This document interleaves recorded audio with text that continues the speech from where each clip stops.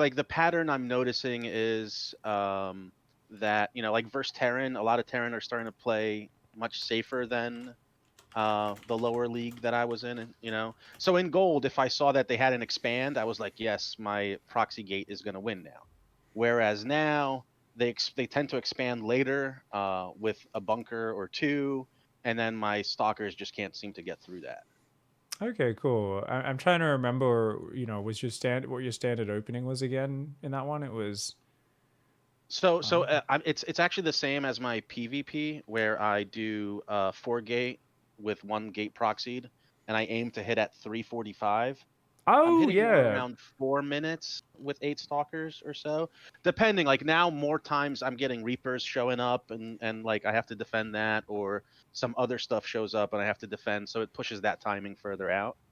And depending on how much damage they do, you know how that turns out.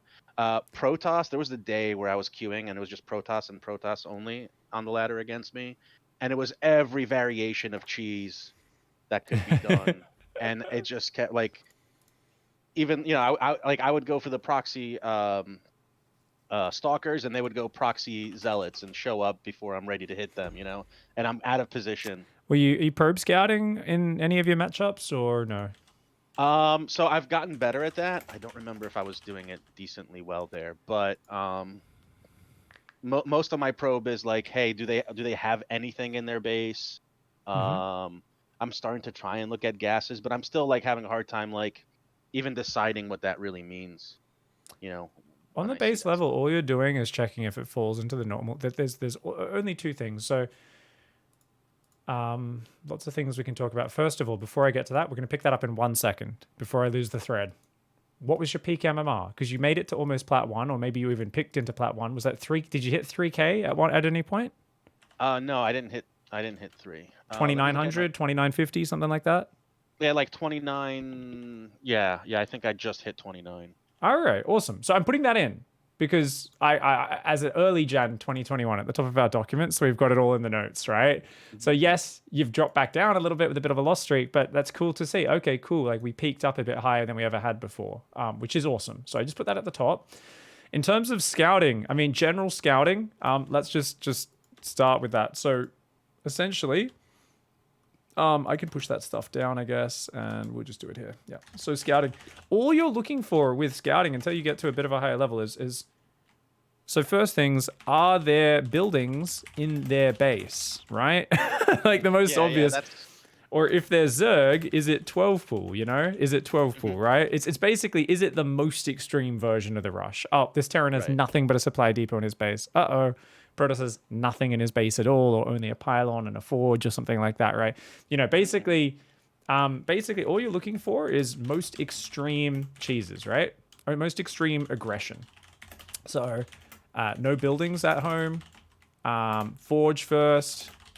Obviously, look out for cannon rush, 12 pool, that sort of stuff, right? So it's just Mhm. so you can go down your most extreme branch of defense, right? And you could probably have a one size fits all response, right? Where you're just like, well, I just like wall off my base and try to build some stalkers and shield batteries or something like that, right? Like whatever it is, right? But the idea is you just like get a full wall off up, and if it's like maybe you got to pull some probes to fight off a cannon rush or something. The only other thing that you look for with basic worker scouting, and everybody I really think should be doing basic worker scouting from when they first begin in StarCraft, because it's good to follow other things and have other game plans. And you've been doing that. You've been having really tight, like, let's do a 4 gate, let's do this. And that's awesome. And you've been looking at benchmarking when you hit. Like, these are great tools you've been gathering to have direction in the game. But there should always be an element of reactivity in StarCraft. Now, the problem people make is they always go, oh, I'm going to scout. They spend 90% of their EPM staring at a worker that they're running around in circles. They're trying to like steal minerals or harass the opponent's worker or some shit. I'm like, what do you think you're doing? And they're like, oh, I watched a stream of Maru and he did this. And I'm like, shut the fuck up. You're not Maru. Stop it. Go home and spend your money, And then people go, well, okay, so I just shouldn't scout at all or I shouldn't interact. I go, no, that's not it. What we want is we want the most basic predetermined things that we're looking for, right? So worker goes in, we take a cursory glance at it and go, oh, Zerg's got an expansion down. I don't really need to look at it anymore, right? He's gone for an early hatchery. That like it falls into a normal category of builds. We don't need to look at anything else, right? Terran has his barracks, his gas there. No worries. It's fine. His buildings are in his base, right? Protoss player, buildings are in his base, couple gateways and a cyber. Normal. Continue doing what we do. Don't even keep looking at it, right? And this is still going to be off a gateway, right? Off of my first gateway. Like when you send the scout. Mm-hmm. Sure. You could do it after pylon if you want to see really early. So after a pylon or a gate is what I'm putting there. Just it depends. Pylon's going to give you the really early scout, more time to react to things. Some people just like to do that every game, and I'm fine with it. Just whatever you're comfortable with, as long as you just do the same thing every game, so it becomes a real deep habit. Mm-hmm. If you Yeah, change 'cause this, I started doing with the pylon for Zerg sometimes, and I wound up overreacting, being like, "Oh my god, there's no natural," and then realizing that I'm just too early. that's exactly what I was going to say. If you change the timing you scout, you need to realize then you need to actually be looking at game timer rather than, oh, there should be a hatchery down when my worker arrives. It's like, no, your worker's come across the map 25 seconds earlier. Like, hold on there, buddy. People make that sort of mistake all the time. So yeah, if you just stick to the same timing, whether it's pylon or gate, that's cool. Most extreme aggression. What can you do after that with a basic worker scout? Hide behind enemy natural. So if you just queue it after that to go hide behind their natural and basically, check if they've expanded. And what you can do is no expand at 330 equals, do your one base response, whatever that may be. Some sort of safety measures that you can just program in as your one base response. And this is something I tell people of all races. Now, well, what if they've already got a Nexus, a command center, or a hatchery? Well, you don't need to hide behind their natural, do you? You can just go home with that worker. But the idea is no one checks behind their natural expansion until a pretty high level. And even there, you'll still see like Zest or someone in GSL just get away with it sometimes. The probes just sitting behind the expansion. Estrella does it all the time. A few other players in TVT, Clem likes to do it. And they just come in and they're like, oh yeah, you put your command center down at this time. Oh yeah, you put your, your thing down. But that's all you should be scouting for with your initial early scouting as a Protoss player. And just that alone is huge. Because it's gonna so many people when they're especially a little lower than where you are on the ladder, but even depending on what they run into on the ladder, because sometimes you just get a cheesy streak like you just mentioned, they just struggle so much with all this stuff. And what you're looking at is the most extreme examples of strategy, right? To put into much more concrete terms, if this was mixed martial arts, you're facing dudes whose strategy is to run across the ring screaming and to try to punch you in the dick. Like that's their strategy. Now, if you're just there and you're still putting your gloves on and you're just like doop-de-doop and they punch you in the dick, it's a very successful strategy. But if we just look across the ring and go, that guy's staring at my dick and he's starting to run at me, you can put up some defense. And it's not that hard to stop. It's a really bad strategy from them, right? So my point there being that these are all such extreme things where we need to completely diverge from our norm. And just having something in there that just checks for these very extreme situations is really, really good. And it's something where, because we're only looking for the most basic things, it's rather simple. And if we scout and we don't see them, but that we still die to an attack, that's cool. That's a good chance for us to pour over a replay and say, well, did I actually look at what I saw? Did I pay attention? Maybe I did, but I was just messing up at home and I actually could have defended if I was a bit better with my build. Maybe there is something I don't understand here, or my opponent tricked me. They showed me something and they canceled it and actually did something else. Who knows? We're not always going to get a perfect read, but the idea here is we're giving ourselves a very simplified problem in terms of like, we are looking for just these two basic things, right? The most extreme aggression, a bit later, have they expanded or not? And because of that, we don't give ourselves an excuse to stare at our worker, give it way too much APM, keep distracting ourselves, keep clicking on buildings. What's this mean? What's that mean? What's this mean? Because we only want to look at things in that view of how can I react to this information? And that's exactly why some pro players will not even scout with a certain build they're doing, because their build doesn't have any early reactions built into it. And there are simple risks they are happy to take, so there's no reason for them to scout. And they just save a bit more minerals, get to the next stage a little bit faster. And is it risky? Yes. Can they do it every game? No. But it gives you a good idea that scouting simply for scouting's sake is pointless, because it's just, well, you can see something. If you don't have any reactions that you know how to do, who cares? What's the point, right?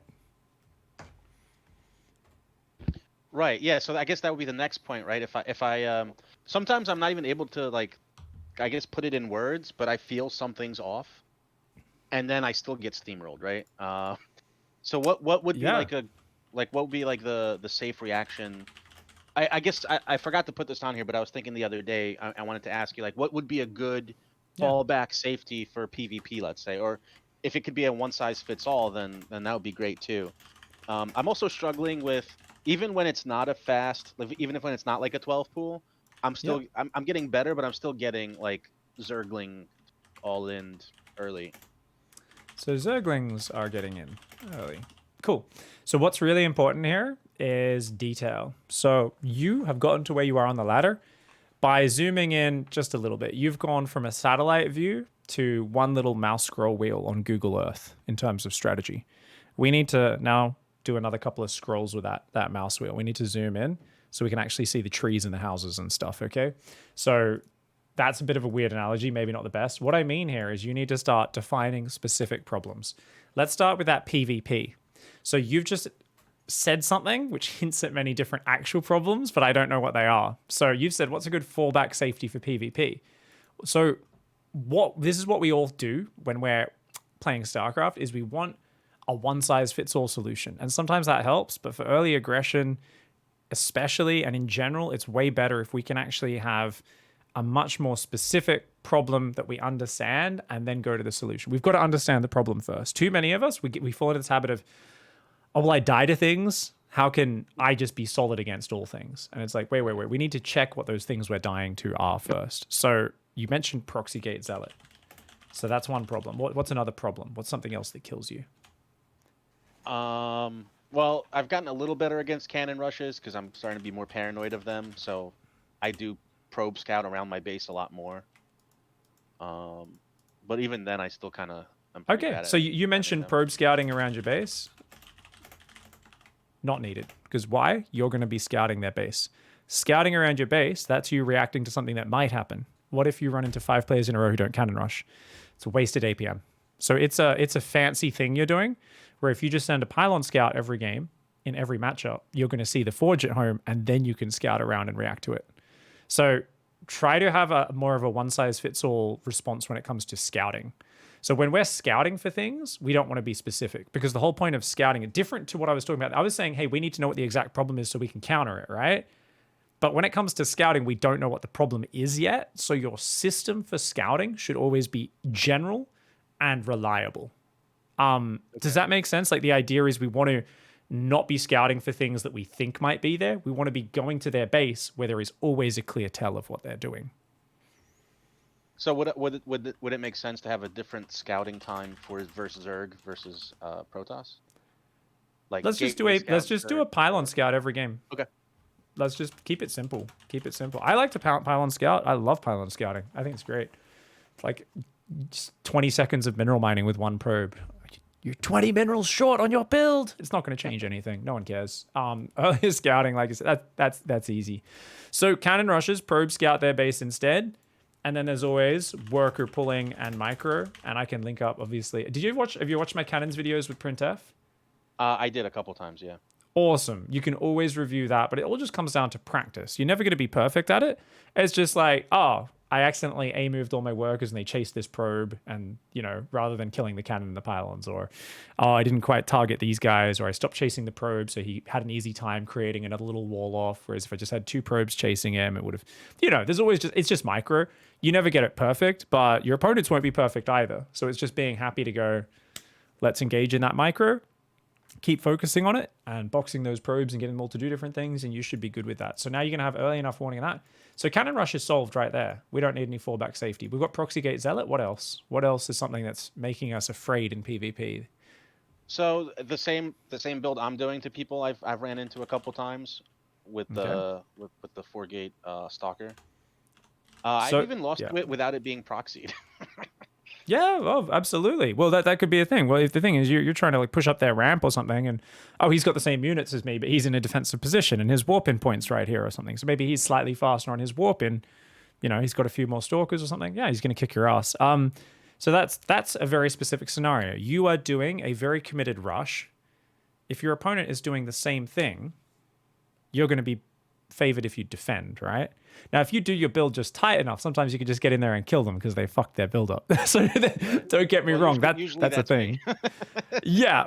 So if you think about that on a fundamental level, if you're both charging at each other, so you're both going to run across the cage to stab each other in the dick, if you then instead go, actually, wait a second, let's just wait in my corner and then knee him in the face, that's probably going to be more effective, right?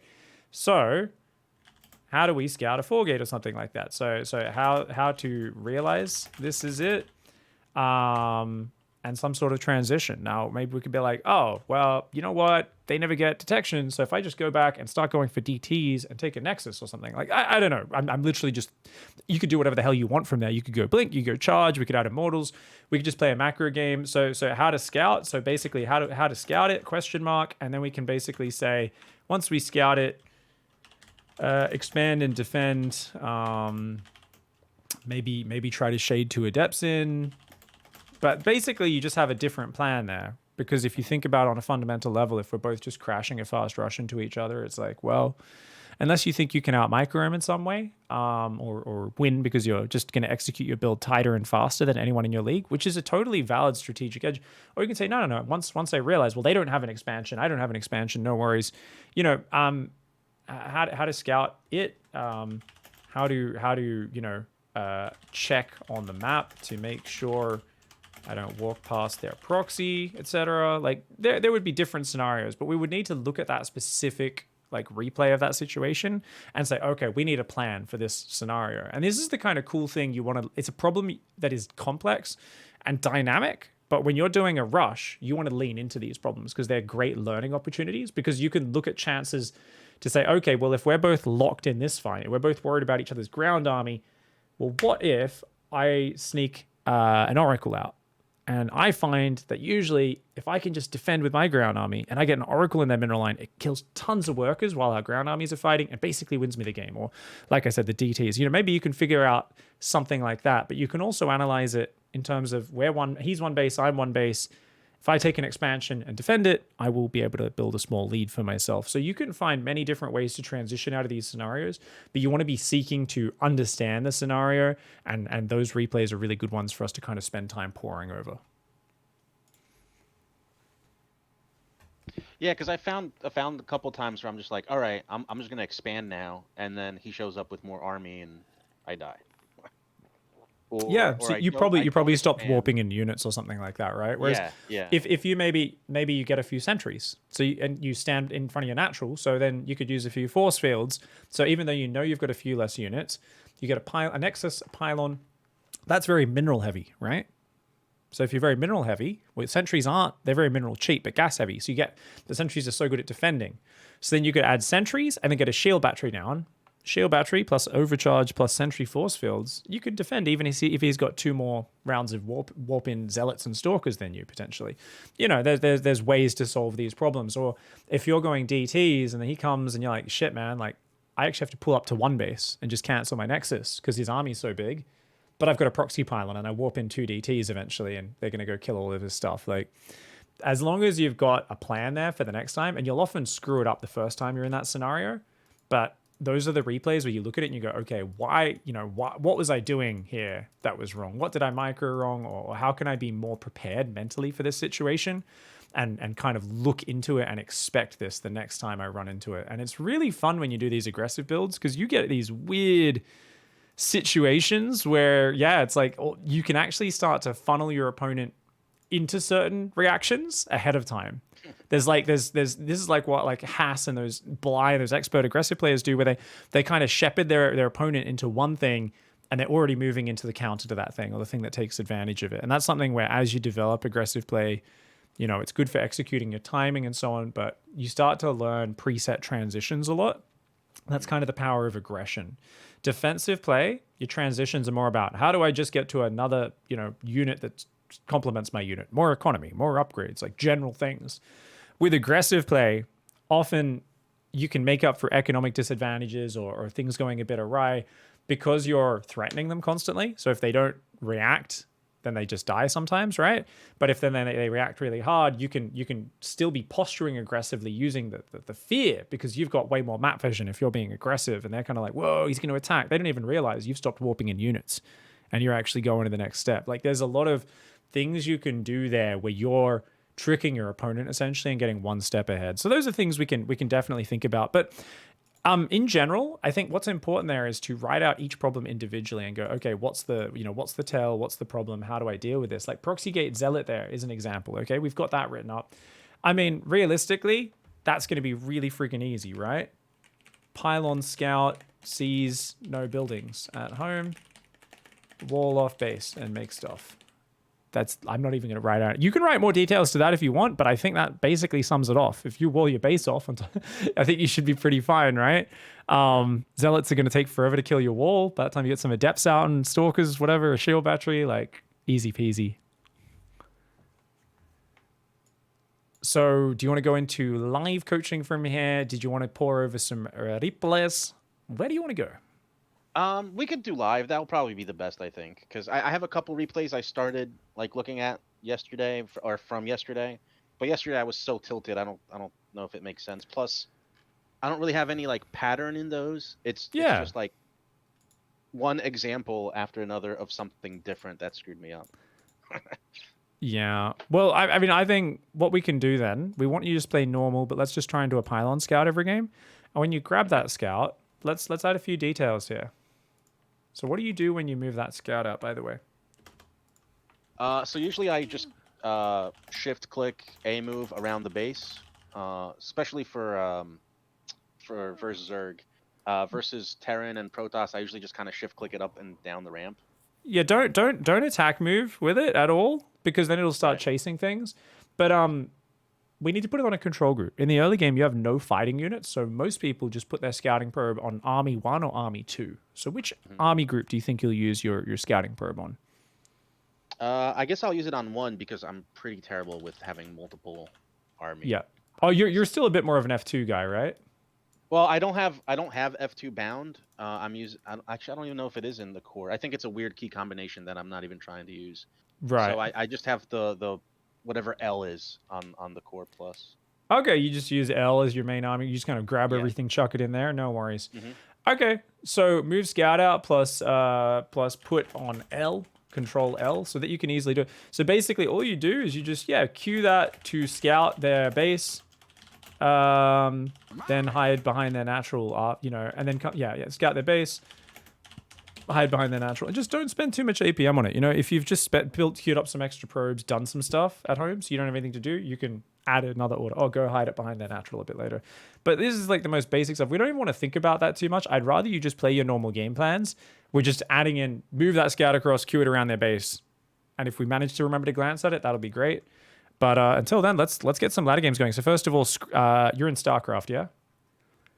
So do screen share here on Discord is the way we do ladder streaming, and let's see how this looks. See if it works out okay. So share your screen, and hopefully I've streamed it on Discord with friends before. So okay, fantastic. It should be good then. Cool. So for everyone on the stream watching, prepare for some obviously dodgy production for a little bit, but overall, I think this is still such a treat being able to watch people's first-person view, so well worth it.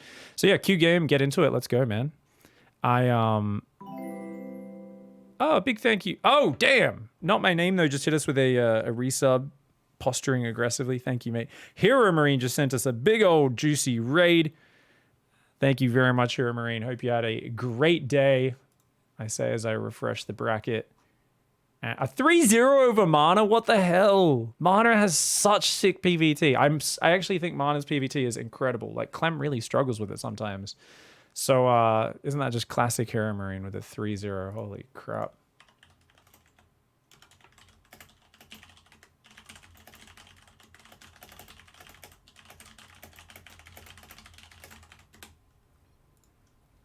Okay.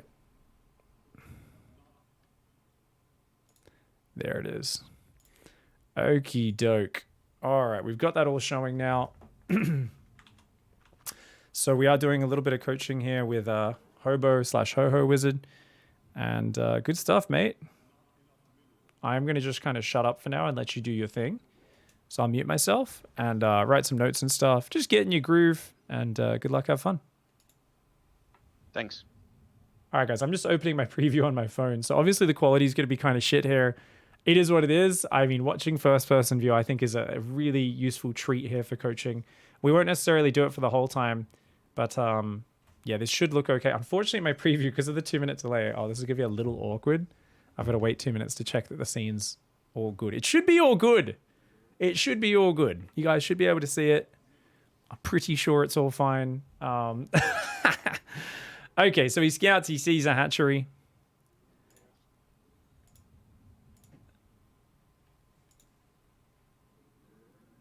And I think he's doing a 2-base charge it all in against Zerg. Okay.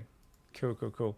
So we're opening up his document here and writing some notes and things. For those who do not know. We are writing some notes. Yeah. And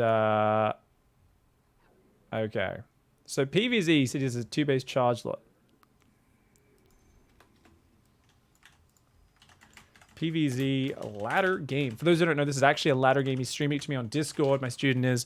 This is Platinum Protoss coaching. He's seen a hatchery early from his opponent, so he doesn't really need to be scouting with his probe.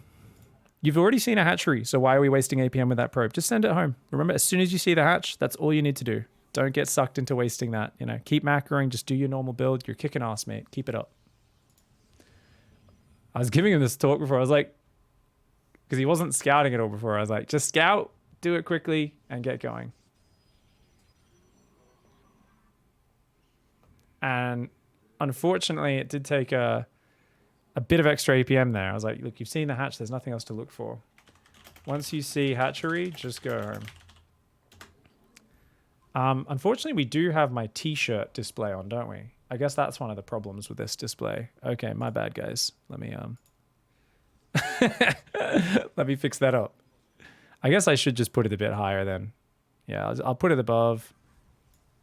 We'll put it up even above my camera. What the hell? We'll just put it above my camera. That should be better. So that the t-shirt's not blocking the screen. Sorry, guys. We're just kind of mix and matching. This is a new thing. I only started doing this the other day, so I haven't fully experimented with how to set the scene up for it. But looks like 2-gate wall off. We've got a Twilight there.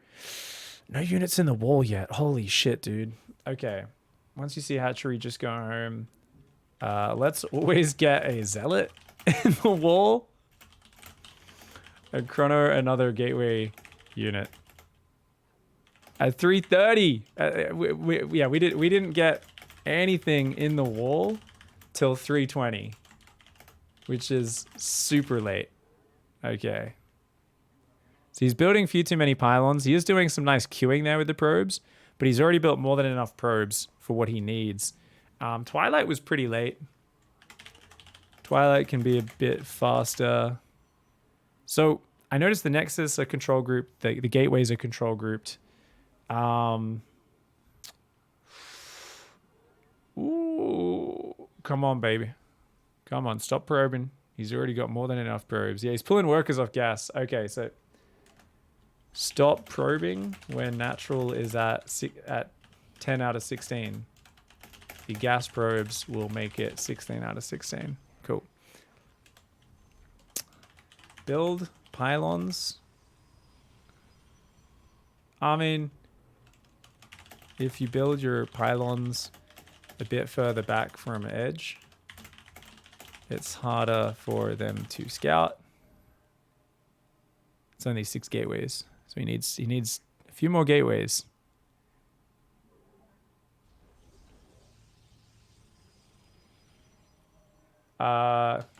You can go right up to 9 to 10 gates if you struggle to spend cash with this build. So this is basically a noob Marjorie build, but it's actually executed pretty damn well. It's just the Prism is holding this up right now and those gateways being a little late. That's because he built extra pylons. So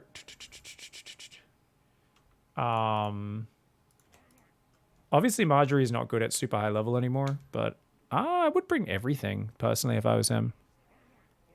Why is he not? Yeah, I would bring the Stalker, the Adept. This is an all-in, so you should just bring all units. Bring all units and go, go, go. You can see the camera movement is really sloppy here. Like he's kind of A-moving the front with like 2 zealots right now. And the prism is not going to the main. So, yeah. The attack. Moved across really haphazardly and disjointed. This is not bad, to be honest. I would say for Plat, this is actually better than I expected. So he's clearly done this build a few times. It's just like little things like not having any unit in the wall early is definitely a mess. He's supply blocked right now, so he actually needs to be losing dudes.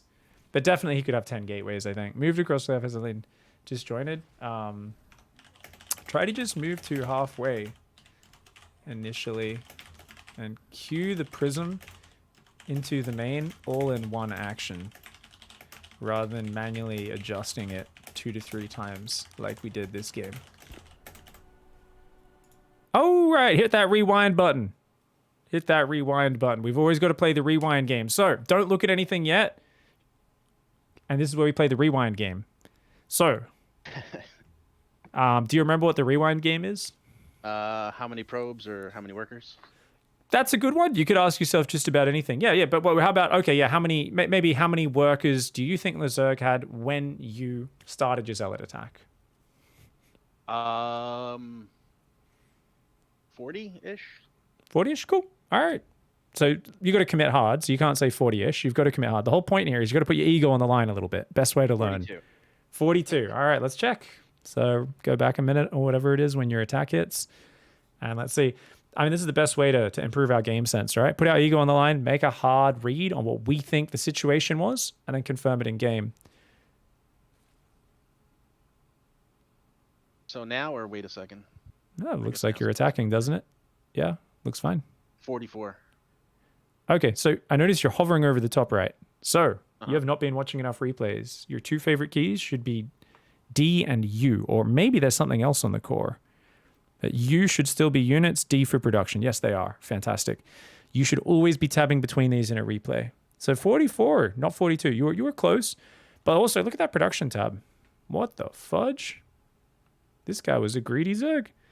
If you gave him another minute and a half, he was going to have 1 upgrades and roach speed. Woo! So double upgrades, 3 bases, roaches. If you were doing a more normal build, this would be a pretty good play from this. So this is a pretty good generic game plan. I'm going to make 2 bases and a little bit of workers. I'm going to make double upgrades. I'm going to make a lot of roaches. Now, obviously, we can see why that worked on a fundamental level for us, though, right? We ain't making any upgrades. We're literally only on, well, check your work account. We should only be on 32, but we're a little bit high. We built a few too many workers this game. Yeah, 34. I did. Yeah. Which is not bad. I tend to do that as well. It's always weird stopping probing when you've only got 10 on your natural, but you got to remember those gas ones, fill it out. But yeah, I mean, you're 10 workers lower. You're making 1 upgrade, 1 warp prism, and nothing but the most basic unit in the game. Heck to the yeah, man. That's awesome. So we can also benchmark this and say, cool, I hit at 537 with 10 zealots and 5 more about to warp in. So we could say 15 zealots at 540, right? So not a bad benchmark. We could definitely do better though. So if we go back in your build, first of all, let's go look at your natural wall right from the start of this replay. So go from like 1 minute in. Because you didn't build anything to guard your wall at the start. You mentioned you struggle with Zerglings. Well, you're definitely going to struggle with Zerglings if you don't have any units. So Nexus goes down, Cybercore goes down, second gateway goes down. Look how long it is before we actually build anything out of that gateway.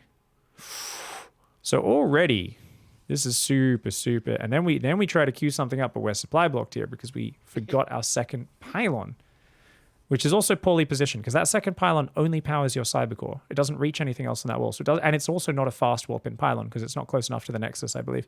So that's and it doesn't give you much production space because it's all underneath the Overlord on the high ground. So that pylon there gives you nothing.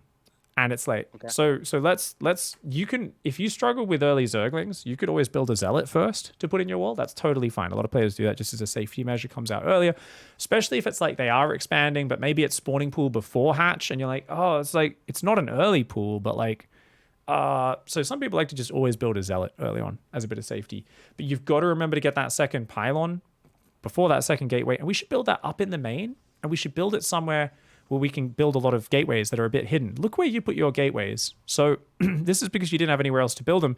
But then Overlord could just be sitting there off the high ground and just see you from the cliff, right? And see all the gateways go down. So why are we making it easy? Preferably, we would have these all building off to the left, like underneath our main nexus, somewhere where it's a little more inaccessible. Now, I guess this map doesn't have the most space. But yeah, I like that you hid your tech in the very top left corner. That's kind of cool. Don't let him see what you're doing. But then the third pylon, if it was down below this nexus, somewhere in this open area, we could just put like 6, 7 gateways all around it, you know, just below your assimilator and your main, and to the right of that assimilator, below your main nexus. Yeah, that would have been good. So let's make sure we get a unit in our wall. Let's get the second pylon nice and fast. When it came to moving out with the push, we were also a little disjointed, would be the last thing I'd come to. So you go back to like 5 minutes or whatever it was. Look at what you do with your warp prism. You sent your warp prism across, but like I think it took 2 or 3 times giving it orders before you actually told it to just move in and siege up. So it was one of those things where you get your adrenaline pumping, you're like trying to multitask. So you basically just give half an order, then you give half an order to something else, then you give half an order to the first unit, then half an order. Whereas if we just went right click, shift siege, we could have done it all in one go with the warp prism. So with your prism, you bounced your screen back to it like 3 times in this game, which was not very nice. It was a little sloppy. So that was a bit awkward there, and not the absolute best. I didn't even realize that at all. I thought because I know I queued up the rally point, and then I gave it actual commands so that it could Control K or Shift K, right? Shift and open up for warp mode, but I didn't realize I kept looking at it again. Yeah, you did that when it was halfway across the map. It was at least once, I believe a second time as well. You popped your camera back down there and did that. So just one of those things. If you can manage that a little bit better, just give it the one order. And your zealots moved across the map a bit too hard as well. So so that was definitely one of those little mistakes there where.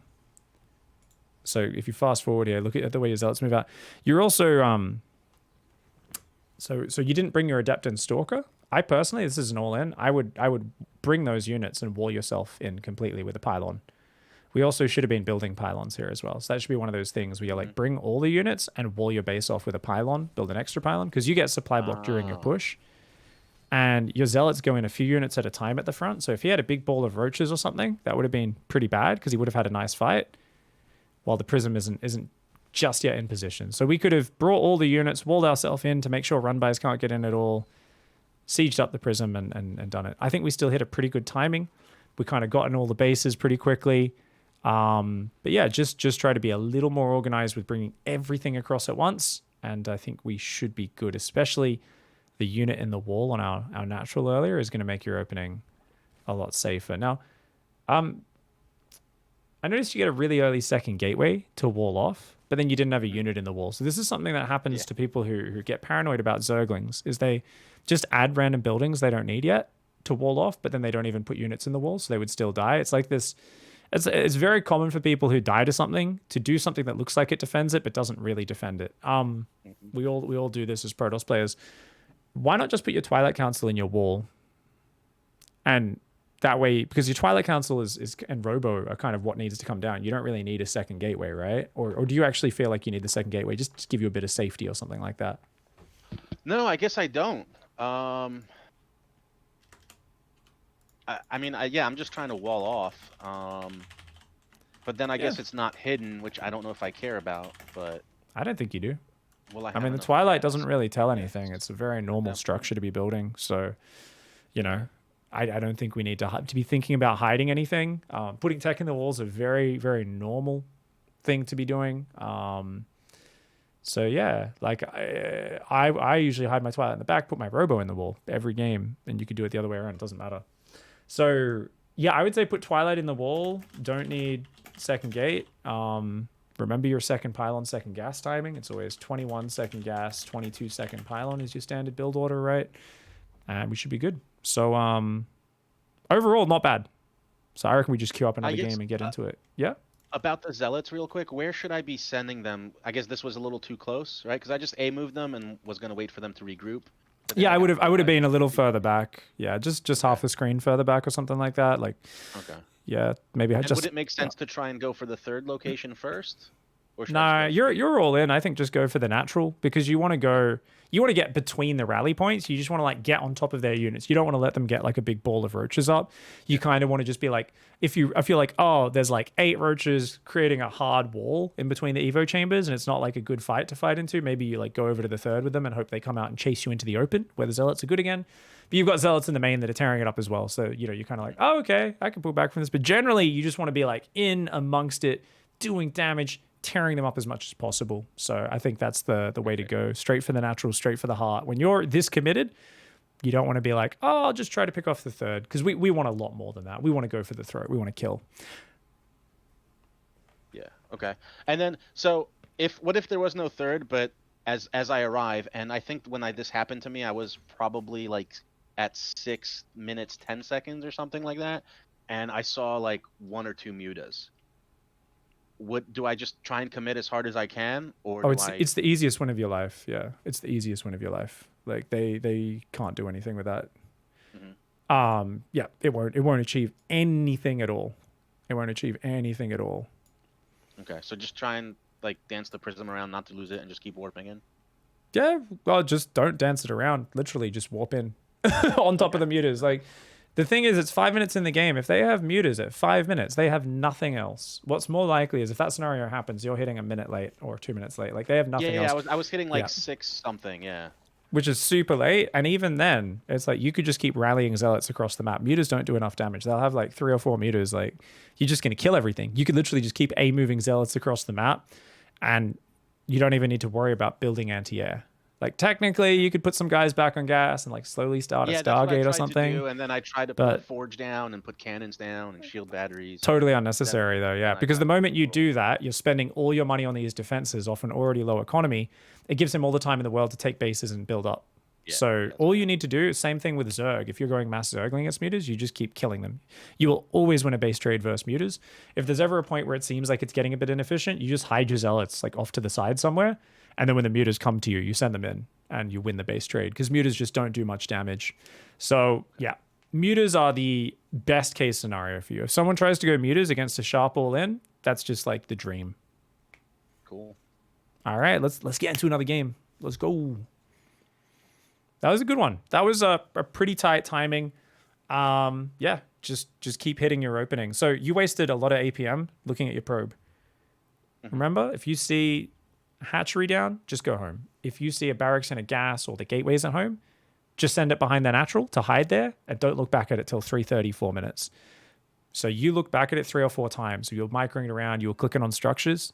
Remember, that's not what we want to do with scouting. Scouting is all about, we want to look for the most constant basic things. So I want most of your APM, your attention into doing a nice efficient build, glance at things, but I don't want you to give too many shits. I don't want you to give too many shits about what you're seeing. You just, as a Zerg player, is there a hatchery? If no, hide behind it. If yes, if yes, just go home. All right, mate. Let's go. Let's kick some ass. Oh, right, all right, all right. Oh, right. All right. Okay, guys, we are getting into another map. Let's go. How are you guys doing in chat? Let's see if there's any questions there while we look at this early game. Anybody know the map pool? Dang for the throat, no mercy. Twilight build. Does this have charge? This is just a charge lot all in. 32 probes. It's very all in. So yeah, I worry about losing tech to a roach rush. Absolutely. The one scenario is if someone does like a little roachling build, you're lacking a second gateway here. That's kind of a problem. But I feel like losing the Twilight then still is not the end of the world. It's like, it's more just about surviving. Get some shield batteries down, make some more units. So yeah.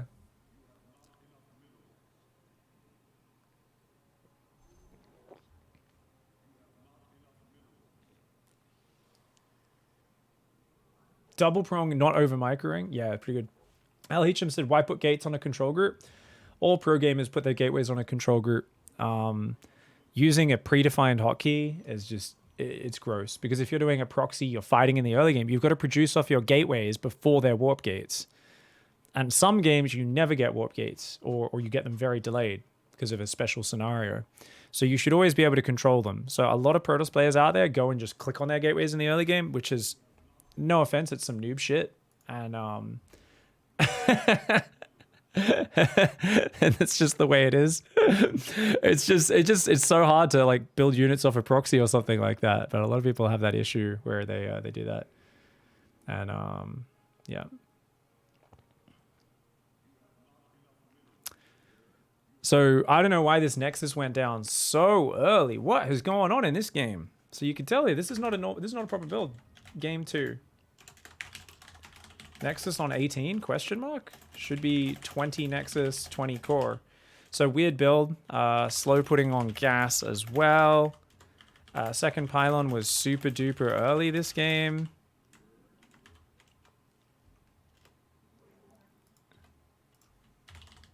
Messed up opening. And has he left his probe on the other side of the map? He has. See hatch. Send probe home. So this opening was a shit show, guys. This one's all about just fix the opening. So we're already at 46 supply. Why are we building another pylon there? Oh, this is mad. Oh, this is a really bad build. Third pylon already. Unnecessary.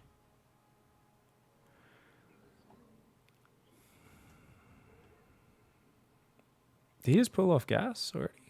Oh, he had an extra one on the gas. Okay. And he forgot to chrono probes as well.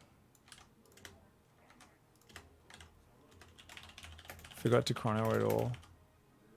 Yeah, this was just a mess, guys. Ugh. I think I just talked to him about too many different concepts at once, so he's he screwed the pooch on this one pretty bad, man. Part of me's like, man, I kind of wish we could just get another game here. I have no idea when there'll be new maps. I don't really follow seasons or anything like that. Naughty Elves, a lot of people ask me that stuff, and people are confused because apparently the map season, it got delayed to Katowice.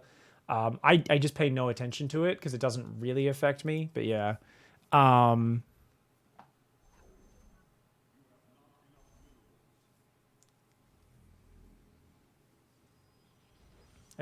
Neo Energy caught the 18 Nexus this game. Build kind of off. Yeah.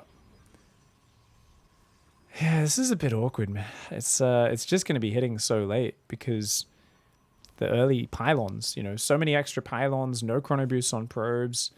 So this is just a bit of a sloppy build, sadly. And all right. Oh, no hold position. Oh my god. Still hasn't held position the units there. I think maybe held position the front zealot now. Oh my god, that was a scary moment. LHM says, I thought 18 Nexus was standard. Nope. If you're doing Nexus first, it's normally like 17, I guess. So you could do an 18 for Nexus first, but yeah. LHM says, but then I got that from Parting. Parting doesn't do 18 Nexus unless maybe Nexus first he did that one time. Yeah.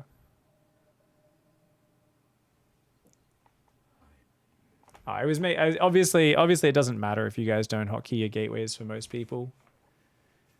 Since they automatically transform into warp gates, there's not much to do early game anyway. Yeah. Pig, why don't you tell him to use camera control on F5?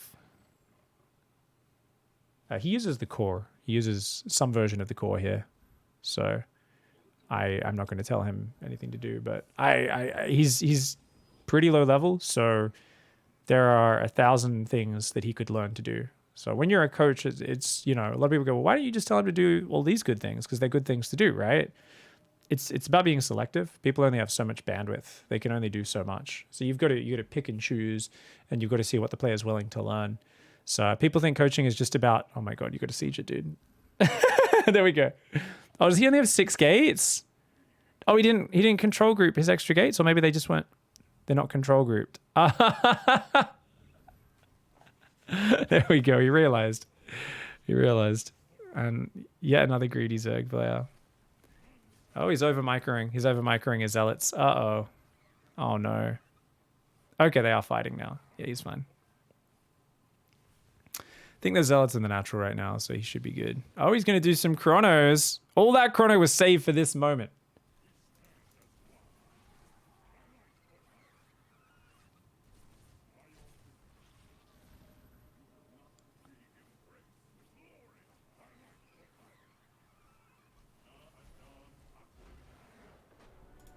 Okay, let's rewind that game and let's finish up the coaching here by you analyzing that game. So I'm going to give you a pointer. That was the weakest opening I've seen you do today by far, much weaker than your other games. But I want you to go back and break it down and step by step just kind of go, hey, what did I do wrong here? Or not what did I do wrong? That's useless. It's what should I have done? And visualizing it and kind of noting down what we could do better with our build order right from the very beginning of the game. And I want you to really take it slow. A lot of people, when they want to break down a replay, they want to look at all the little 1,000 details from 10 minutes in. We want to look at it from the very beginning of the game. And I want you to just go through step by step and just out loud document what we should have done correctly here and just, take a look at it. Now the real pressure's on, huh? Yep. Well, I thought I did great there. You did good with your push executing, but yeah. So I said take it slow. You're already going at 4 times speed. This is already. I didn't mean. This is very common. StarCraft players, we all think we have big brains that can parse information. Remember that when I'm looking at my opening, I'm looking at it on normal speed. I might fast forward for little bits, but I will often rewind tiny little bits of my opening over and over and over again. So I want you to do the same thing here. So just take your time with it. Don't be afraid to really double check every little detail. And show us what you got. So I think I'm supposed to stop probing at 18, right? For Zerg, and I think I probed a little too long. Where did you get that? Because it's 20 supply. 18, someone in chat said they do 18 as well, and they got that from parting. The only time you would do that is if you're doing a Nexus first, is if you would stop at 17 or 18 supply to put a Nexus down. But otherwise, it's always 20 supply. Oh, okay. So should I be doing not Nexus first then? Well, you're doing a gate first. You see, you've already got a gateway going. This is not a Nexus first. Okay. I'm talking about that's Nexus before any other buildings. It's just pylon, Nexus, then you get your 2 gateways and whatnot. Okay. So that's a very different build order. So it should be 20. So, all right, pause the replay, open your document. Because if you don't know that, then that's the biggest thing is, wait a second, we need to actually know what we're doing. So I've written opening down here, bottom of page 2, opening build. And I want you to just write out your opening build order there. Really important to do that because that forces you to formalize and organize the information in your head. Do you see where it is in the document? Yeah. Whoops. And I'm in the wrong spot. There we go. Okay. So, what?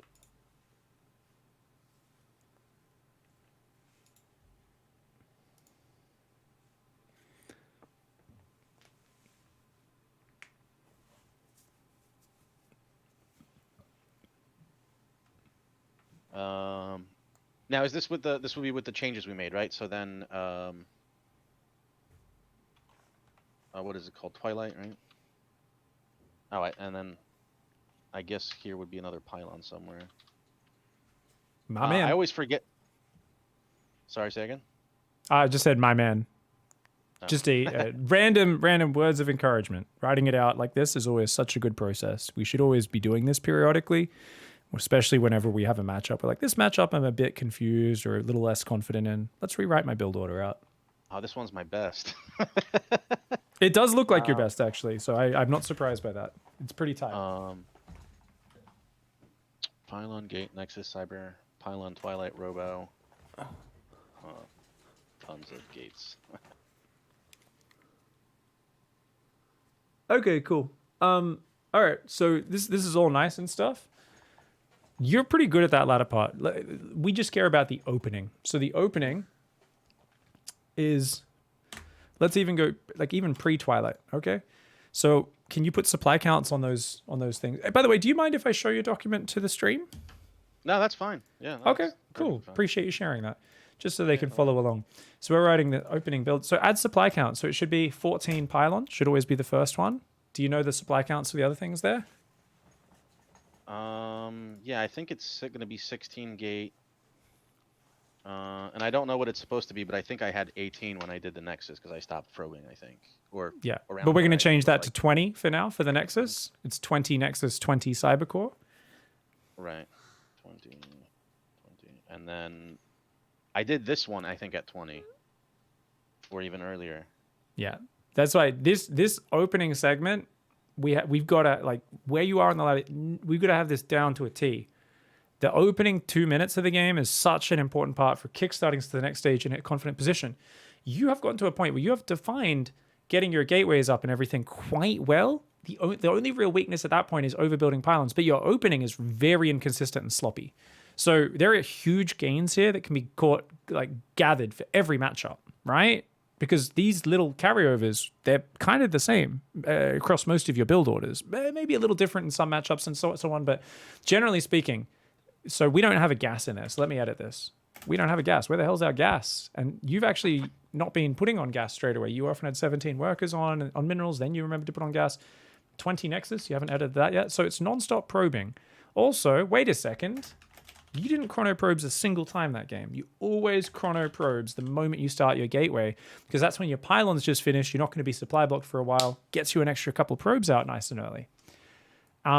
That's got to be chained up. It's always start your gateway and then chrono your probes, or the other way around, depending on how you like to do it. 17 gas, 20 Nexus, 20 Cybercore. Now, from there, it's always you paused probing at 20 to go Nexus Cybercore. It was non-stop probing up to there. We then resume probing. Right? And then it's a 21 second gas, 22 second pylon. And that's just your standard opening build order, which you can use in all three matchups. Bit dangerous against Protoss players, but you can pull it off. That's a standard gateway expand opening segment there. And you can throw any tech on after that. You could throw anything you want. Doesn't really matter, right? This could be a Stargate. We could, take 3 bases, blah, blah, blah, blah, blah. But that opening should be tight. And if we look back at this replay of yours, it's really, it's very far off. So now that we've got that, any questions regarding that opening first before we take a look back at your replay? No, that's good. That's good. All right. So let's look back at your replay and pour through that. So go through and basically we're a few probes short for no good reason in this game, which is obviously going to hurt us, right? But from there, it also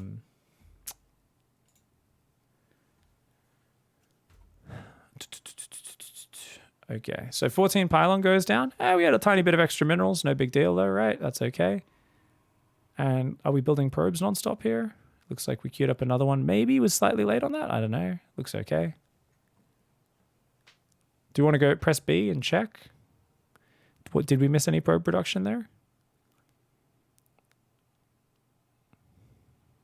So you can fast forward a little bit.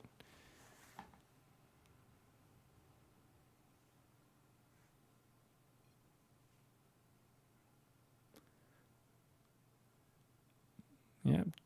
So we're looking for when the probe's finish. So you can often fast forward when a probe's starting and just slow it down when it finishes. So we had a tiny gap there that didn't need to happen. So we should have had that extra probe queued up ahead of time, right? Yeah. So from there, it should be gateway and chrono boost probes, right? So let's see. When do we send a probe down? Do you normally use the rally point to send this guy out? Because that guy, normally the latest you should do is rallying that probe out. So we're going down a little late to start the gateway. Yeah, so I wasn't sure. I was doing some kind of rally points before, and then I stopped using it. I'm just kind of grabbing them and sending them down. Okay, we should grab that a little bit earlier because we had an extra probe. You did remember one chrono on the probes at the start of this game after the gateway went down. We just could have pulled that probe slightly earlier, and then we should be grabbing the gas straight away. And you can usually use the same probe that built the gateway, yeah. Mm-hmm. Okay, cool. So, yeah, notice we've got a chrono here, and then you're going to cancel probes to stop at 18, which is really unfortunate. Because, these early probes are so big.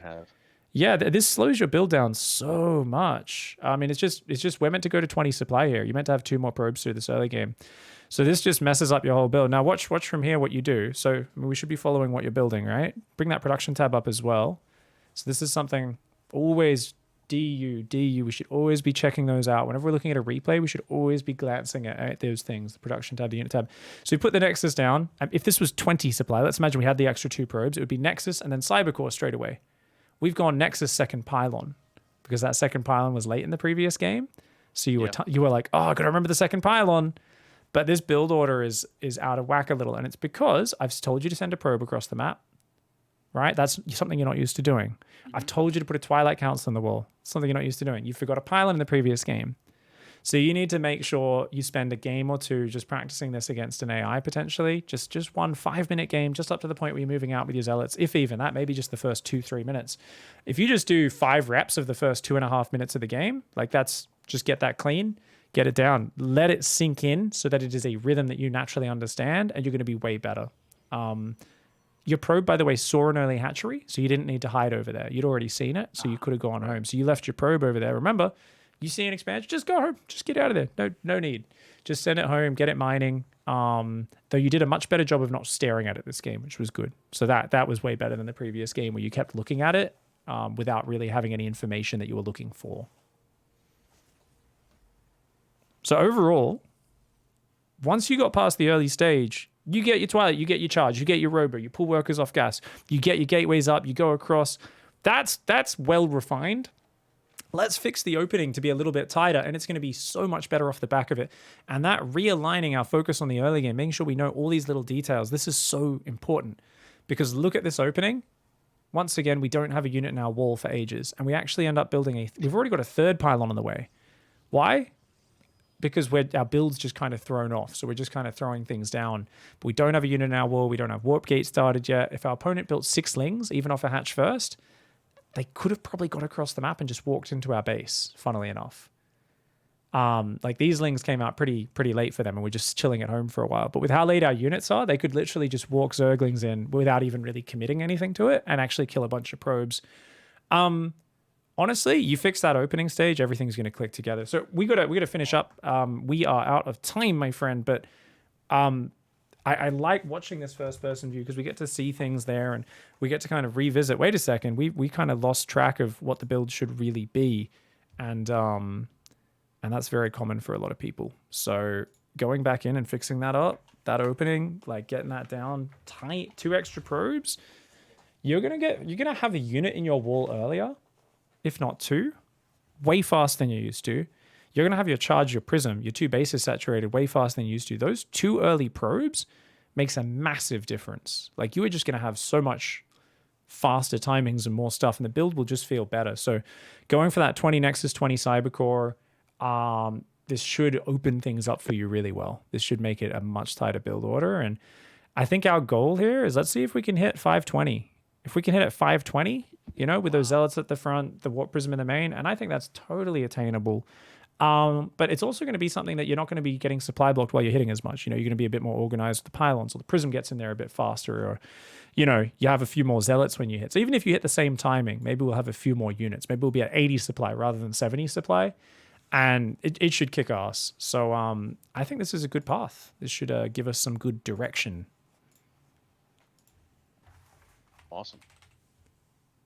Awesome, mate. Wow, yeah, that's aggressive. 520. Wow. Yeah, well, I mean, if we're looking at, I think classic timing that people hit this build was 450, if I remember when pros were first hitting this build back in the day. They don't do this build anymore because the zealots aren't quite as powerful, so it's got to be more of a surprise maneuver these days. Back then it was something of a surprise, but it was just straight up hard to stop. So it's evolved a little bit, but it's still a great surprising build order. I do a charge lot all in on my Star Lord account actually at the moment, where I do a void ray, a single void ray, and then I get a proxy gate up hidden and do a big surprise charge lot attack. And it's one of the most brutal things if the Zerg doesn't have exceptional scouting or an exceptional ability to scramble and micro their units into mineral lines and use choke points and hold position drones and all sorts of fancy shit that you should not really be running into, even against most Grandmaster opponents. So good stuff, mate. Keep hitting that practice. Let us know as questions come in, and as replays filter in, save them. Save those questions with them, and then for the next session, if there's any of these replays that puzzle us, that 4-gate versus 4-gate scenario we're talking about that leads into a really interesting game because you're both trying to stab each other in the face, that's shit that would be really fun for us to map out a plan and say, hey, how could we transition and turn this to our advantage?